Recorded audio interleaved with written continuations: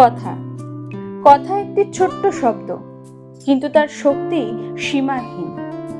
একজন ভেঙে পড়া মানুষকে নতুন করে বাঁচার সাহস দিতে পারে, আবার একজন হাসি খুশি মানুষকে গভীর কষ্টে ডুবিয়েও দিতে পারে। সঠিক একটা কথা কাউকে প্রেরণা দিতে পারে, এমনকি তার জীবন বদলেও দিতে পারে। আর একটা ভুল কথা কাউকে চিরতরে ভেঙে দেয়, এমনকি তার আত্মবিশ্বাসও নষ্ট করে দেয়।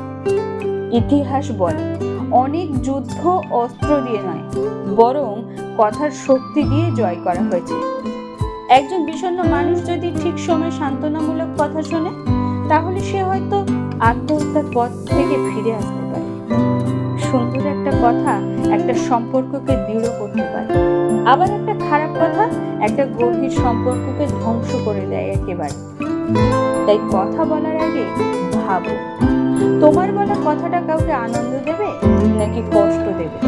কারণ কথার ক্ষত চোখে দেখা যায় না, কিন্তু হৃদয়ে চিরস্থায়ী দাগ রেখে যায়।